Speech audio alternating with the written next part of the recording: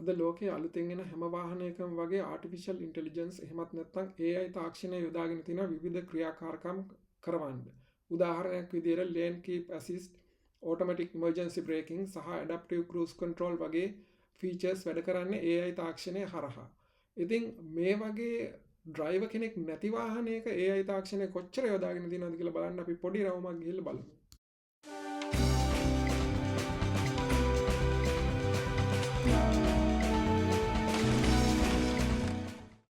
සුබ දවසක් කියලා AI to Life channel එකට ඔයාලව ආදරයෙන් පිළිගන්නවා. අද මේ වීඩියෝ එකෙන් මම උත්සාහ කරන්නේ මේ ළඟදී මම self driving car එකක ගිහිල්ලා ගත්ත experience එකක් ඔයාලත් එක්ක share කරගන්න. ඉතින් මට මේ අවස්ථාව හම්බුනේ අපි ලොස් ඇන්ජලිස් tour එකක් ගිහිල්ලා ඉන්නකොට Santa Monica beach එක බලන්න ගියා. Santa Monica beach එක ගැන ඔයාලා අහලා ඇති ගොඩක් Hollywood movies වල තියෙනවා මෙන්න මේ වගේ ලස්සන පිය එකක්. ඉතින් අපි එතන ඉඳන් ආපහු අපි නැවතිලා හිටපු හොටෙල් එකට එන්න උත්සාහ කරනකොට තමයි මට හිතුනේ self driving car එකක් ටැක්සි එකක් විදිහට අරගෙන ගිහින් බලන්න ඕන කියලා. ඉතින් අපි ලොස් ඇන්ජලිස් ඉන්නකොට දැක්කා ගොඩක් තැන්වල මේ self driving cars යනවා. ඉතින් අපිටත් හිතුණා මේ අවස්ථාව ලබා ගන්න. අපි මේ කාර් එක බුක් කරගත්තේ Waymo කියන app එකෙන්. ඉතින් Waymo කියන්නේ Uber එහෙම වගේ තවත් ride sharing company එකක්. විශේෂත්වය තමයි ඒගොල්ලෝ use කරන්නේ driverless car. ඒ කියන්නේ driver කෙනෙක් නැති car තමයි ඒගොල්ලෝ සේවයට දාලා තියෙන්නේ. දැනට මම දන්න විදිහට මේ ඔක්ක තියෙන්නේ ඇමරිකාවේ කැලිෆෝනියා වල විතරයි. ඉතින් වෙන තැන්වල තියෙනවා නම් කමෙන්ට් එකක් දෙන්න මටත් දැනගන්න. ඉතින් අපි මුලින්ම කරන්න ඕනේ App Store එකට හරි Google Store එකට හරි ගිහිල්ලා Waymo කියන app එක download කරගන්නවා. ඊට පස්සේ download කරගෙන ඒකට අපි register වෙන්න ඕන අපේ නම සහ අපේ payment method එක විශේෂයෙන්ම credit card details දාලා register වෙන්න ඕනේ. ඉතින් මේ විදිහට අපි app එක download කරගෙන register වුණාට පස්සේ අපිට tour එකක් book කරන්න පුළුවන්. ඉතින් app එක open කරලා අපි යන්න ඕන තැන type කරනවා. එහෙම නැත්නම් search කරනවා. ඊට පස්සේ ඒක පෙන්නනවා අපි ළඟ car කොච්චර ප්‍රමාණයක් තියනවද, කොච්චර වෙලාවක් වාහනයෙන් යනවා, කාලයක් යනවද, අපේ ගමනට කොච්චර වෙලාවක් යනවද සහ කොච්චර මුදලක් යනවද කියලා. ඉතින් මේ අපි ගිය තැනට විනාඩි 20ක ගමනකට $16 ගාණක් වගේ තමයි ගියේ. ඉතින් ඒක සංසන්දනය කරලා බැලුවොත් Uber කාර් එකක ගියොත් කොච්චර යනවද කියලා අත්‍තරම ඊට වඩා ටිකක් අඩුයි. ඉතින් මම හිතනවා දැනට තියෙන විදිහට මේ self driving cars වල යන ගමන ටිකක් ලාභදායී කියලා.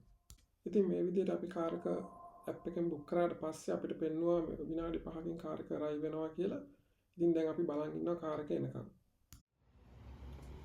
ඔන්න දැන් අපි කාර් එක බුක් කරලා විනාඩි 5ක් වගේ යනකොට අපිට පේනවා දැන් කාර් එක ඈතින් එනවා. ඉතින් අපි බලමු කොහොමද කාර් එකට නැගගන්නේ කියලා.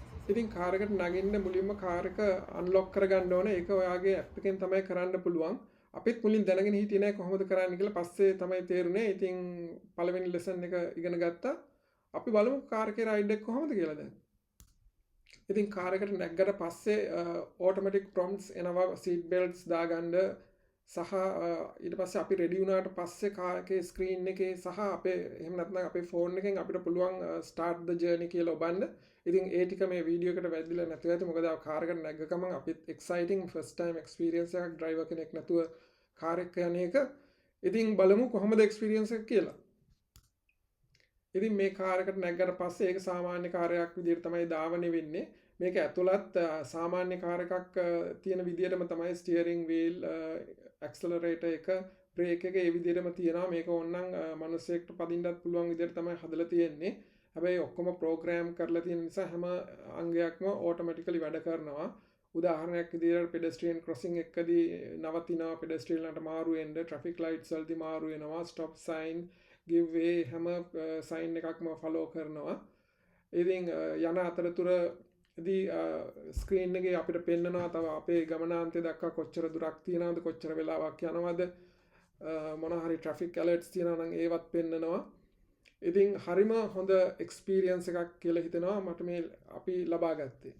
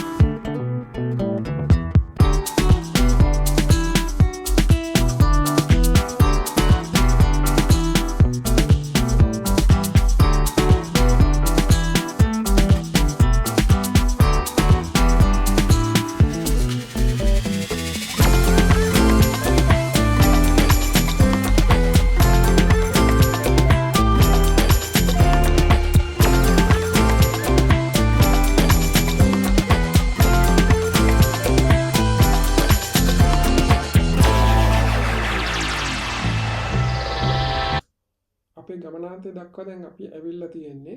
කාර් එක හරියටම අපිට බහින්න ඕන තැනට ගෙනල්ලා නැවැත්තුවා. දැන් ඉතින් අපි බහින්නයි හදන්නේ. ඉතින් ඔයාලා මේ වීඩියෝ එක එන්ජොයි කරන්න ඇති කියලා මං හිතනවා. ඒ වගේම ඔයාලත් මේ වගේ ඔටෝනෝමස් කාර් එකක ගිහිල්ලා තියෙනවා නම් ඒ ලබාගත් අත්දැකීම් ෂෙයා කරන්න අපිටත් දැනගන්න. ඊළඟට ඔයාලගේ යාළුවෝ කවුරු හරි ඉන්නවා නම් බලන්න මේ වීඩියෝ එක ෂෙයා කරන්න. ඉතින් බැලුවට ගොඩක් ස්තුතියි. ආයෙත් මේ වගේ වීඩියෝ එකකින් හමු වෙමු. සුබ දවසක්.